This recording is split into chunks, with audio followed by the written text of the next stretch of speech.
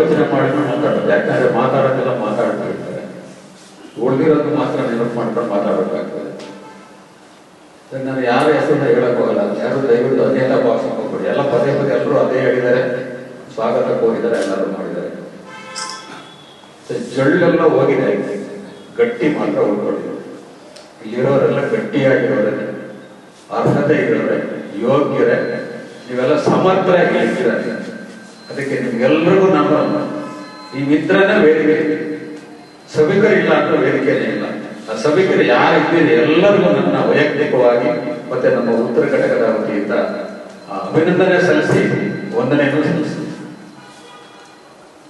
ಈಗ ಏನೇನು ಮಾತಾಡಬೇಕು ಪತ್ರಿಕಾ ವಿಷಯದಲ್ಲಿ ಸಚಿವ ಶ್ರೀಧರ್ ಅವರು ತುಂಬಾ ವಿವರವಾಗಿ ಸರಳವಾಗಿ ಅರ್ಥ ಆಗುವಂತೆ ಹೇಳಿದ್ದಾರೆ.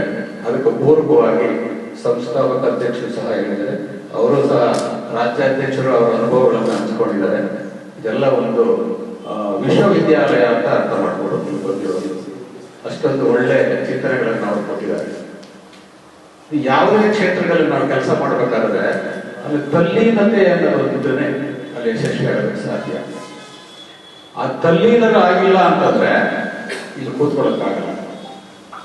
ಚಂಚಲತೆ ಇರ್ತದೆ, ಎದ್ದು ಹೋಗ್ತಾ ಇರ್ತಾರೆ. ಅದಕ್ಕೆ ಓದೋರೆಲ್ಲ ಜೊಳ್ಳು ಅಂತ ಹೇಳ್ತಾರೆ. ಅದಕ್ಕೆ ನೀವು ತಾಳ್ಮೆಯಿಂದ ಕೂತಿದ್ದೀರ, ಗಟ್ಟಿ ಮನಸ್ಸಿಂದ, ಸಂತೋಷ ಆಗ್ತದೆ. ನಮಗೆ ಆಕಳಿಸುವವರು 1000 ಜನ ಬೇಕಾಗಿಲ್ಲ, ಆಸಕ್ತಿ ಇರೋರು ಇಷ್ಟೇ ಜನ. ಅದರಿಂದ ನಿಮ್ಮ ಎದುರುಗಡೆ ಮಾತಾಡೋದನ್ನೆಲ್ಲ ಮಾತಾಡಿದ್ದಾರೆ.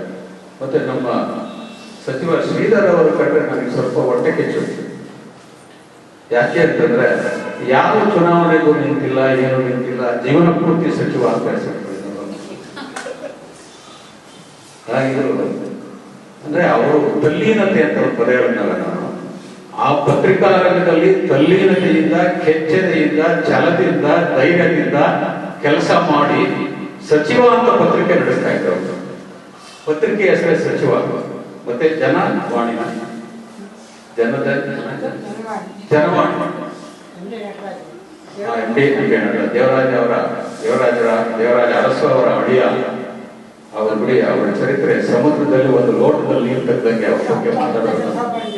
ಅದೇ ಒಂದು ಸಮುದ್ರ ಇರ್ತದಲ್ಲ, ಸಮುದ್ರದ ನೀರನ್ನ ಒಂದು ಲೋಟದಲ್ಲಿ ತೆಗೆಯಕ್ಕೆ ಸಾಧ್ಯನಾ?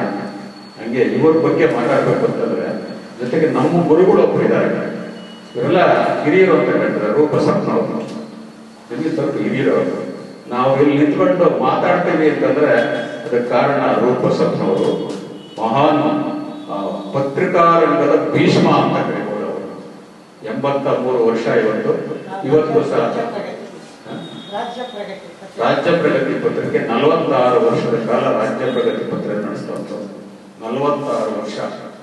ಯಾರ ಇವತ್ತು ಎಲ್ಲ ಶಾಸಕರಿಂದ ಹಿಡಿದು ಇಲ್ಲಿ ಏನೇನು ನಾವು ಮಾತಾಡಿದ್ದೀವಿ, ಪತ್ರಕರ್ತರು ಅಂದ್ರೆ ಯಾವ್ಯಾವ ಮಟ್ಟದಲ್ಲಿ ಇರ್ತಾರೆ ಅಂತ, ಆ ಮಟ್ಟ ಯಾವತ್ತೂ ಮುಟ್ಟಲೇ ಇಲ್ಲ. ಯಾವ ಮಟ್ಟ? ಅಕ್ರಮವಾದ ಮಟ್ಟವನ್ನು ಮುಟ್ಟಲೇ ಇಲ್ಲ.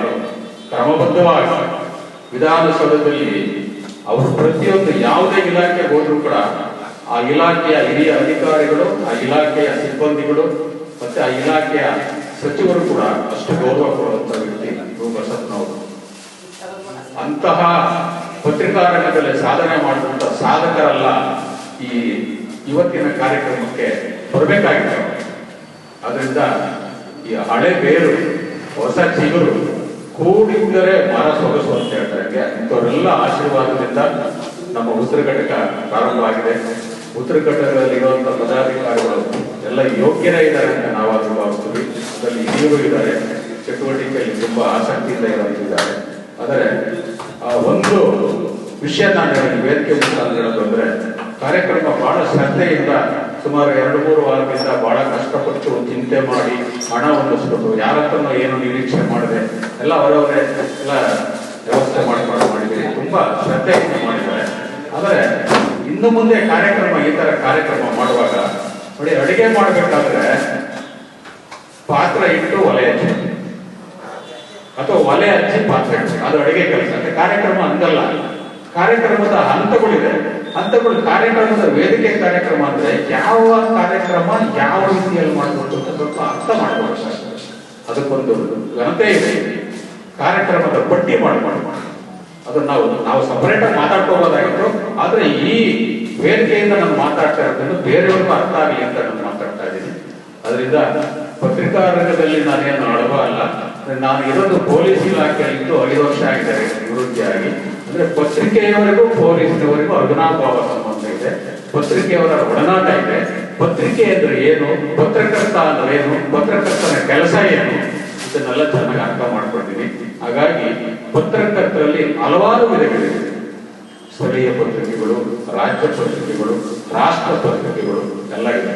ರಾಷ್ಟ್ರ ಪತ್ರಿಕೆಗಳು ಅಂದ್ರೆ ರಾಜ್ಯದಿಂದ ಹೊರಗಡೆ ಹೋಗಿ ದೇಶದಲ್ಲೆಲ್ಲ ಓಡಾಡಿಕೊಂಡು ಸುದ್ದಿ ಸಂಗ್ರಹ ಮಾಡಿಕೊಂಡು, ರಾಜ್ಯ ಪತ್ರಿಕೆ ಅಂದ್ರೆ ಬೆಂಗಳೂರು ನಗರ ಮಾತ್ರ ಅಲ್ಲ, ಬೆಂಗಳೂರಿಂದ ಹೊರಗಡೆ ಹೋಗಿ ಎಲ್ಲಾ ಜಿಲ್ಲೆಯಲ್ಲೂ ಮಾಡಬಹುದು. ಸ್ಥಳೀಯ ಪತ್ರಿಕೆ ಅಂದ್ರೆ ಸ್ಥಳೀಯವಾಗಿ ಮಾತಾಡೋದು. ಏನ್ ಮಾತಾಡೋದು, ನಾವು ಶ್ರೀಧರ್ ಸರ್ ಮಾತಾಡೋದಲ್ಲ, ಅದು ಯಾವ ಜಾಹೀರಾತನ್ನ ಯಾವ ಪತ್ರಿಕೆಯಲ್ಲಿ ಕೊಡ್ಬೇಕು ಅನ್ನೋದು ಬಹಳ ಚೆನ್ನಾಗಿ ಮಾತಾಡೋದು. ಇಲ್ಲೇ ನಾವು ತಪ್ತಾ ಇರೋದು ಇಲ್ಲೇನೆ. ಅವ್ರು ಎಷ್ಟು ಚೆನ್ನಾಗಿ ಕೋಟ್ ಮಾಡಿ ಹೇಳಿದ್ರು ಅಂದ್ರೆ, ಬೆಳಗಾವಿನಲ್ಲಿ ಏನೋ ಕೆಲಸ ಮಾಡೋದಕ್ಕೆ ಜಾಹೀರಾತು ಬೆಂಗಳೂರಿನಲ್ಲಿ ಕೊಡ್ರೆ, ಅಥವಾ ಬೆಂಗಳೂರಿನಲ್ಲಿ ಏನೋ ಕೆಲಸ ಆಗ್ಬೇಕಾದ್ರೆ ಜಾಹೀರಾತು ಬೆಳಗಾವಿನಲ್ಲಿ ಕೊಡ್ರೆ, ಇಲ್ಲಿ ತಪ್ತಾ ಇದೆ. ಇದನ್ನೆಲ್ಲ ನಾವು ಅರಿವು ಮೂಡಿಸ್ಬೇಕಾಗ್ತದೆ. ರಾಜಕಾರಣಿಗಳಿಗೆ ಪತ್ರಕರ್ತ ಹೇಳ್ಕೊಡ್ಬೇಕಾಗ್ತದೆ. ಪತ್ರಕರ್ತ ಅಂದ್ರೆ ಬರೀ ಪತ್ರಕರ್ತ ಅಲ್ಲ, ಅವನೊಬ್ಬ ಶಿಕ್ಷಕ ಇದ್ದಂಗೆ, ಸಮಾಜಕ್ಕೆ ಶಿಕ್ಷಕ ಇದ್ದಂಗೆ ಪತ್ರಕರ್ತ, ಸಮಾಜದ ರಕ್ಷಕ ಇದ್ದಂಗೆ, ಸಮಾಜವನ್ನ ರಕ್ಷಣೆ ಮಾಡೋನು, ಸರ್ಕಾರವನ್ನು ರಕ್ಷಣೆ ಮಾಡುವವನು ಪತ್ರಕರ್ತ. ಪತ್ರಕರ್ತ ಅವನ ಅರಿವು ಮೂಡಿಸ್ತಿಲ್ಲ ಅಂತಂದ್ರೆ, ಅವ್ರು ಮಾಡೋ ತಪ್ಪನ್ನ ಅವ್ರು ಎಚ್ಚರಿಸ್ತಿಲ್ಲ ಅಂತಂದ್ರೆ ಸರ್ಕಾರ ಕೂಡ ಸರಿಯಾಗಿ ನಡೆಯಲ್ಲ, ಯಾವುದೇ ಒಂದು ಇಲಾಖೆ ಕೂಡ ಸರಿಯಾಗಿ ನಡೆಯಲ್ಲ. ಆ ಇಲಾಖೆ ಸರಿಯಾಗಿ ನಡೀಬೇಕಾದ್ರೆ, ಸರ್ಕಾರ ಸರಿ ನಡೀಬೇಕಾದ್ರೆ ಪತ್ರಕರ್ತ ಆದವನು ಎಚ್ಚರಿಸಬೇಕು, ಶಿಕ್ಷಕನಾಗಬೇಕು. ಶಿಕ್ಷಕ ಶಾಲೆಗೆ ಮಾತ್ರ ಶಿಕ್ಷಕ, ಆದ್ರೆ ಪತ್ರಕರ್ತ ಸಮಾಜಕ್ಕೆ ಶಿಕ್ಷಕ, ಸರ್ಕಾರಕ್ಕೆ ಶಿಕ್ಷಕ, ಅಕ್ರಮಕ್ಕೆ ಶಿಕ್ಷಕ, ಅವ್ಯವಸ್ಥೆಗೆ ಶಿಕ್ಷಕ. ಎಲ್ಲೆಲ್ಲ ಅಕ್ರಮ ನಡೀತದೋ ಅಲ್ಲೆಲ್ಲ ಶಿಕ್ಷಕ.